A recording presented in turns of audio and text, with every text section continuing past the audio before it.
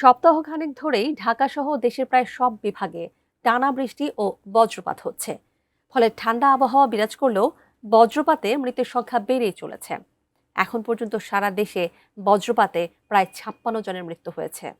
এর মধ্যেই এবার অতি ভারী বৃষ্টি ও ভূমিধসের সতর্ক বার্তা দিয়েছে আবহাওয়া অধিদপ্তর।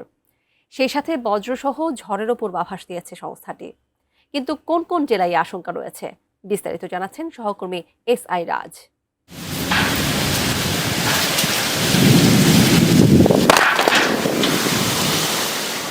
গত এক সপ্তাহের টানা বৃষ্টিতে দেশ জুড়ে কমেছে তাপমাত্রার দাপট। সবশেষ 24 ঘন্টায়ও দেশে সর্বোচ্চ 162 মিলিমিটার বৃষ্টিপাত রেকর্ড করা হয়েছে। এতে তাপমাত্রার পারদ নেমেছে 33 ডিগ্রির ঘরে। এমন অবস্থায় 2 মে রাতের মধ্যেই দেশের 7 জেলায় ঘন্টায় সর্বোচ্চ 80 কিলোমিটার বেগে ঝড়ের আভাস দিয়েছে আবহাওয়া অধিদপ্তর।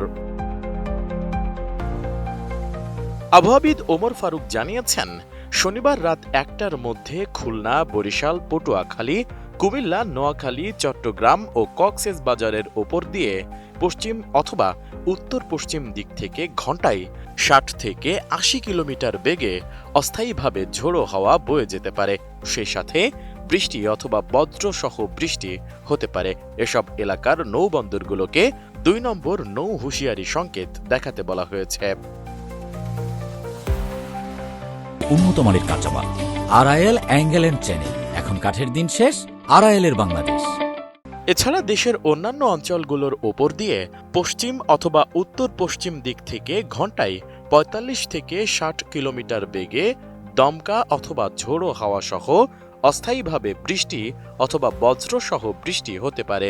এসব এলাকার নৌবন্দরগুলোকে 1 নম্বর সতর্ক সংকেত দেখাতে বলা হয়েছে।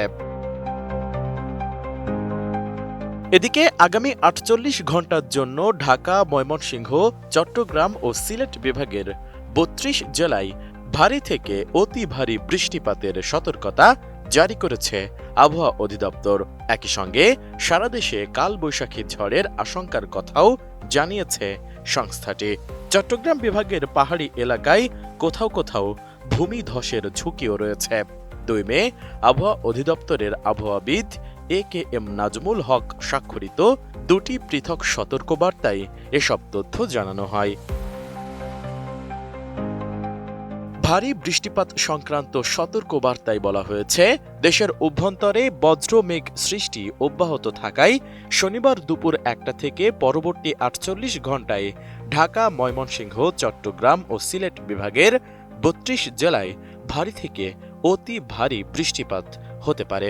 এদিকে সাময়িক জলাবদ্ধতা তৈরি হওয়ার আশঙ্কার কথাও জানানো হয়েছে। পাশাপাশি চট্টগ্রাম বিভাগের পাহাড়ি এলাকার কোথাও কোথাও ভূমিধসও ঘটতে পারে বলে সতর্ক করা হয়েছে। অন্যদিকে আরেক সতর্কবার্তায় বলা হয়েছে, শনিবার দুপুর 1টা থেকে পরবর্তী 48 ঘন্টার মধ্যে দেশের 8 বিভাগের উপর দিয়ে বজ্রসহ পশ্চিম অথবা উত্তর পশ্চিম দিক থেকে ঘন্টায় 60 থেকে 80 কিলোমিটার বেগে কালবৈশাখী ঝড় বয়ে যেতে পারে। এ অবস্থায় জনসাধারণকে সতর্ক থাকার পাশাপাশি প্রয়োজন ছাড়া ঝড় বৃষ্টির সময় বাইরে না যাওয়ার পরামর্শ দিয়েছে সংস্থাটি। SI রাজ, ATN নিউজ, ঢাকা।